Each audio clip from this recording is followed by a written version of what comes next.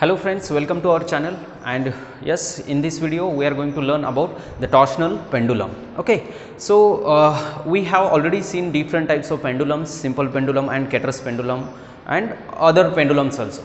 But here as you can see on the board, we have a disc. This is a disc, a metal disc, to which we have fixed a metal wire, and other end of the wire is fixed to the hanging surface. So that means what, fixed surface is there, a wire, and to the other end of wire we have attached a heavy metal disc. Okay, now this particular thing is called as torsional pendulum. So why we require this torsional pendulum? That is first question, because whenever you are doing something, what is the target or what is our conclusion, what we are doing for this?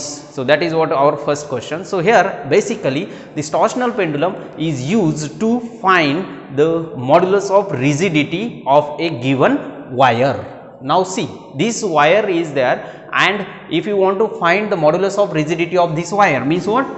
We know modulus of rigidity is denoted by eta. So what is our target here? The target is to get eta from this torsional pendulum. Okay, so actually this is not just a theoretical aspect. We can perform this experiment in lab and exactly find the torsional rigidity, or we call it as modulus of rigidity of a metallic wire. Okay, now so how to begin this? Because whenever we are talking about this wire's torsional rigidity or modulus of rigidity, then first thing we must know how much is the length of this wire and how much is the mass of this disc. So those are the measurable things by our naked eyes we can do easily. Whenever you went, first you should find the length and whatever may be the mass of disc.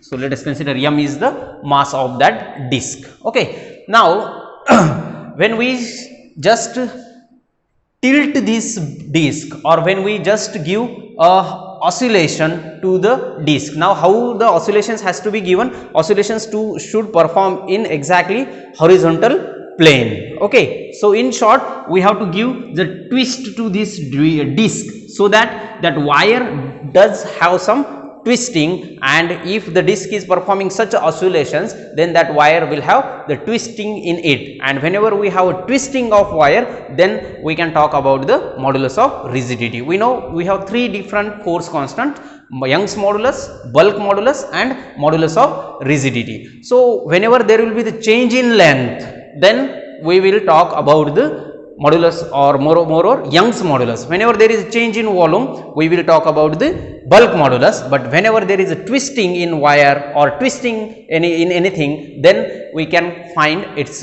modulus of rigidity. Yes, modulus of rigidity, right? Now so that means what, we have to give the oscillations to this disc first of all. Okay, now oscillations, if I am just initially moving or just oscillating this disc in horizontal plane but in anti-clockwise manner. Okay, but we know that due to the elastic property of this wire, the restoring force will generate, and that restoring force bring the disc to the mean position. That means obviously the disc will come in its mean position. So the oscillations will be like this. Okay, due to the force applied by us, the disc is getting twisted or getting oscillated towards the anti-clockwise direction, but due to the restoring force generated due to this wire, the disc is coming to the mean position. If we see, this is what the mean position, right? Mean position. So this is how first of all we have to do the oscillations, right? Now once the oscillations are set, we have to, at the same time we have to measure the time also. But first of all we will derive the formula to get the modulus of rigidity using torsional pendulum, and again lastly we will come to this part, how to get the time period and all. Okay, now let us come, when we are talking about these oscillations, the twisting couple per unit twisting angle has to be calculated or has to be noted down, because when the disc is twisting and obviously it is getting twisted by some angle, we call it as twisting angle, and that angle is important, we name it as theta. So we will first of all write what we should write. We know that the twisting couple twisting couple per unit twisting angle, per unit twisting angle, twisting angle. It is actually denoted by C, twisting couple per unit twisting angle. It is actually denoted by C, and that C is also known as torsional rigidity, torsional rigidity. But to this left hand side we have twisting couple. Now let me write in mathematical form, twisting couple, okay, per unit twisting angle means divided by twisting angle, let us write theta, that is equal to C, right? Just have some patience, after some time I will write what is that value of C, that is torsional rigidity. Now again I can write this as twisting couple is equal to C into theta, okay, that is what again our torsional rigidity. But this C, now we can write the formula pi eta r power 4 divided by 2L into theta. This is what twisting couple. I will just write in short form TC, twisting couple, and let us name this as equation number 1. Okay, so this we will have separate video on this, what is how to calculate this twisting couple per unit twisting angle, or it is also known as torsional rigidity. What is this C? Actually C is known as torsional rigidity of a material. Now here specifically we are talking about the material of wire, okay, of what material that wire is made, its modulus of rigidity, that is what our target, we have to find it, and its torsional rigidity is nothing but C.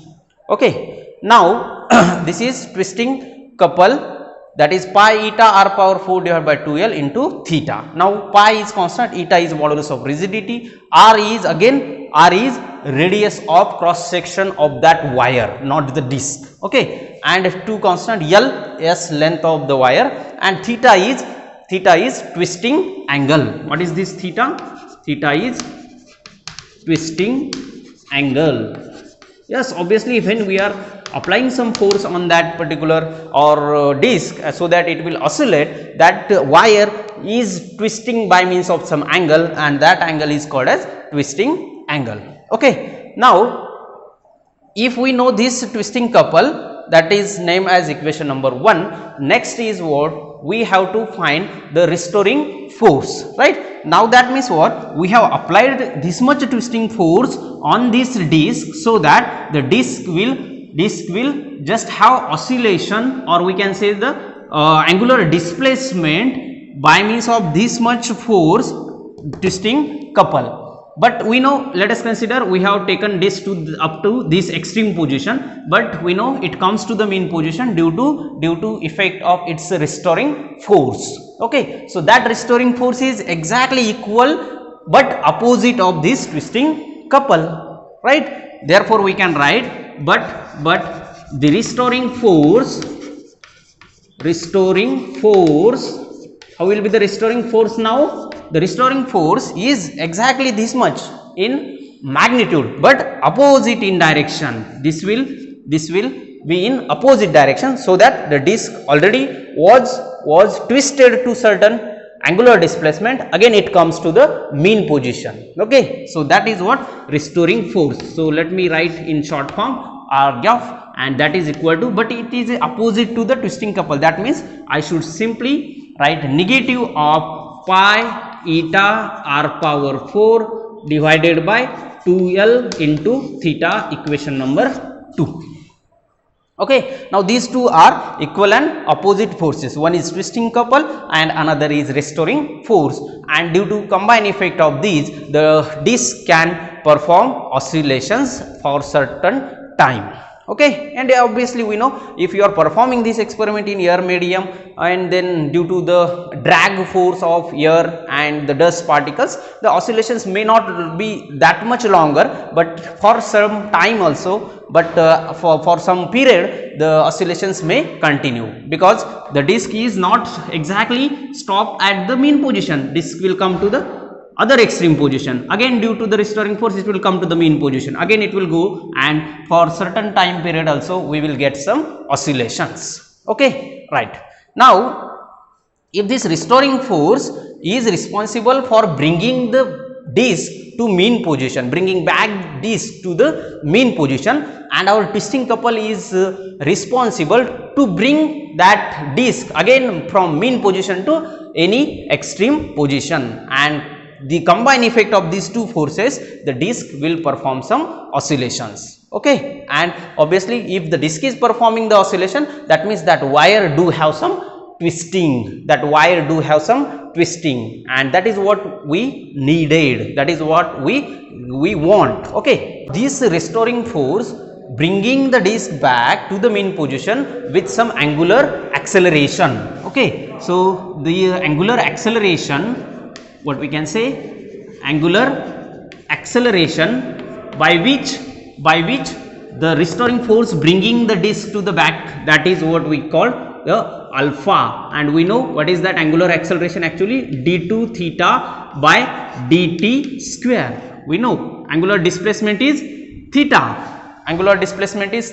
and its double derivative with respect to time will give you the angular acceleration. Okay, now this much will be the acceleration when this disc is coming to the mean position back due to effect of restoring force. Okay, now if this is the angular acceleration, then we know that whenever we have at the end, this is a rotational motion of the disc, right? And whenever there is a rotational motion, there will be one force, that is what we call torque. Okay, so if we know the angular acceleration, and if we know the moment of inertia of the disc, and the moment of inertia of disc, is I. If I is the moment of inertia, alpha is the angular acceleration, then we can talk about the torque. Okay, or we can call it as torque is also known as angular force. So the angular force or torque, we know it is denoted by tau, and that is equal to I into alpha.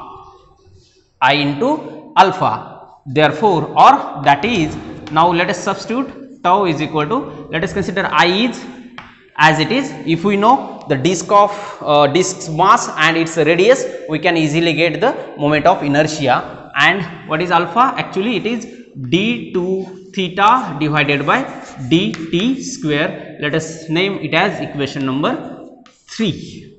Okay, now this is what actually the angular force, torque is actually known as angular force. So with this much force, the disc is coming to its original position due to the elastic property of this wire. Okay, right. Now this is torque and this is restoring force, and we got tau is equal to I d2 theta by dt square. In short, we can say these two should be same, and therefore we can say, tau should be equal to restoring force, or I will write like this, yes, tau should be equal to restoring force. Let me write in full form, restoring force. So the restoring force already we know in equation 2, and torque is here. So let us substitute both values, I into d2 theta by dt square, that is equal to torque minus pi eta r power 4 divided by 2l into theta.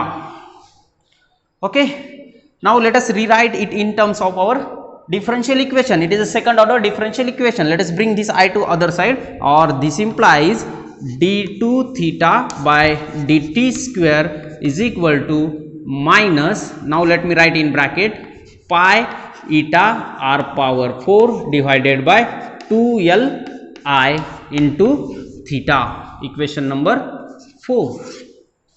Now have you seen such a equation somewhere? Yes, this is our simple harmonic motion equation, d2x by dt square is equal to minus omega square x, right? So here instead of x we have theta. Yes, x is for linear displacement, theta is for angular displacement. So at the end we can say this is as like our SHM equation. and actually we know that equation is that standard equation, standard SHM equation is what, d2x, or we can write d2 theta by dt square in this form only, minus omega square into theta.